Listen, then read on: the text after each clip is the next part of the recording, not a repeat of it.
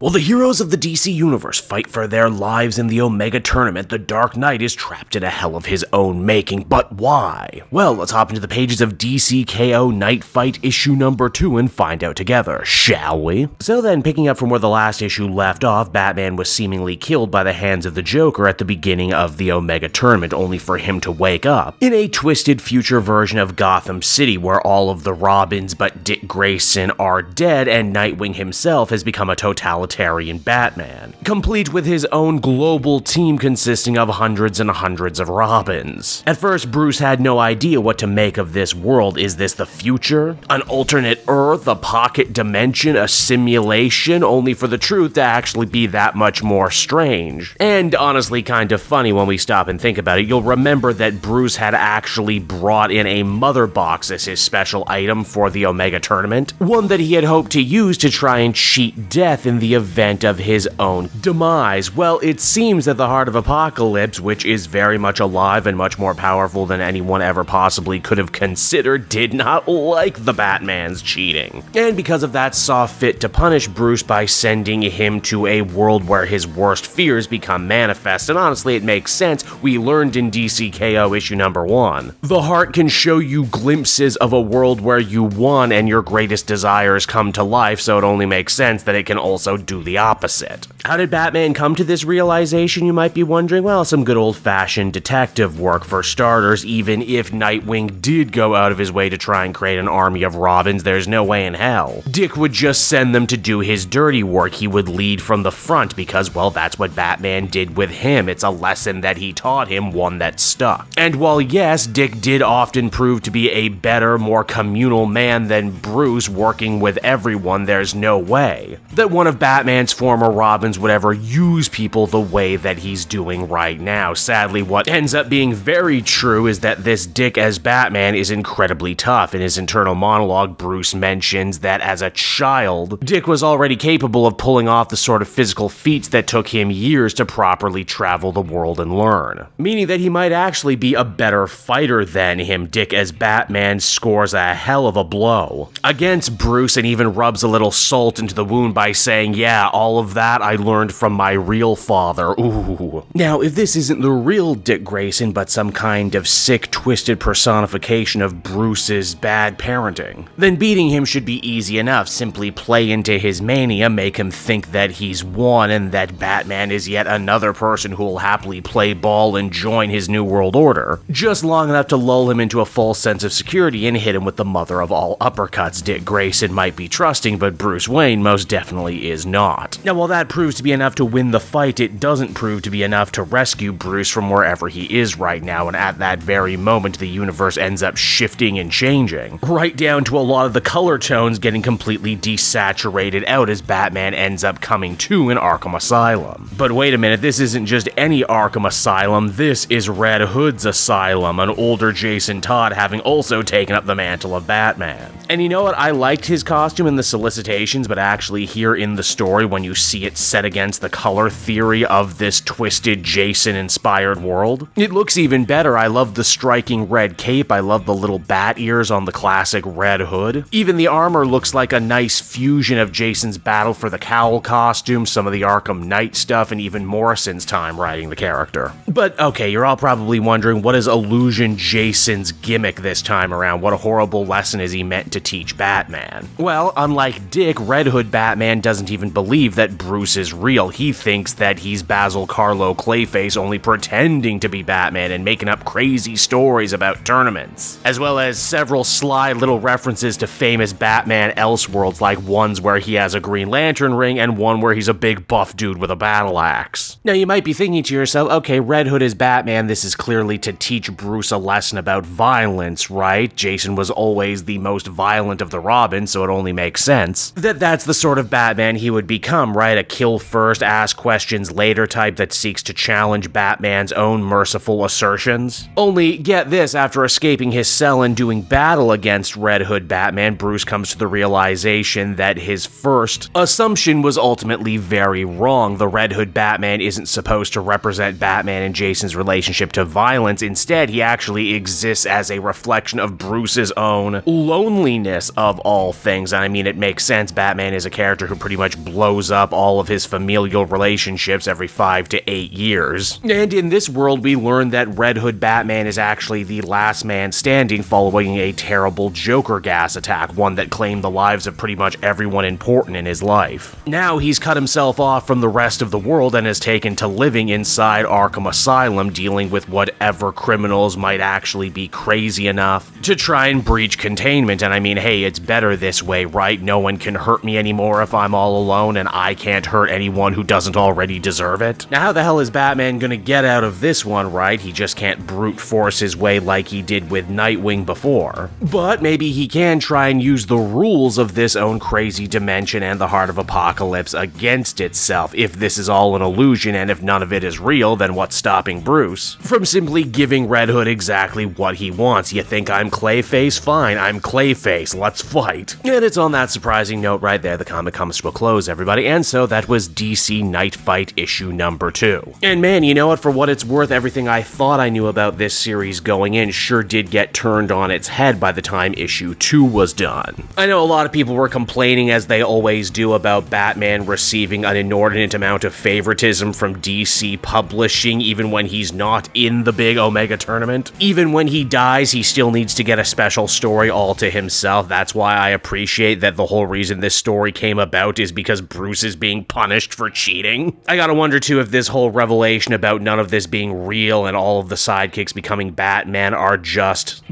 mere approximations created by a vengeful Heart of Apocalypse will do anything to dissuade power scalers. Probably not. But for what it's worth, I appreciate there is an actual in-story reason as to why these things are happening the way they are, and why you really probably shouldn't take this all that seriously. Despite the marketing, this was never actually meant to be a story about who's stronger amongst the sidekicks or who was meant to be the better Batman. No, this is a story about Bruce having a reckoning as a father figure and fearing what terrible habits his adopted sons might end up picking up from him. I will say the pacing is a little weird on this one. I thought every issue was going to have its own fight, but instead we're actually getting a half a fight at the end of the issue, and then it's rolling on over to the next one. It's not like a deal breaker or anything, but it's certainly something I noticed. Overall, I think I'd feel comfortable giving this one a 7.5 out of 10. I feel like repetition is going to be an issue moving forward, as we've got at least 2 more Robins to have to deal with. And here's hoping the creative team has a couple more cool curveballs to throw our way before everything is all said and done.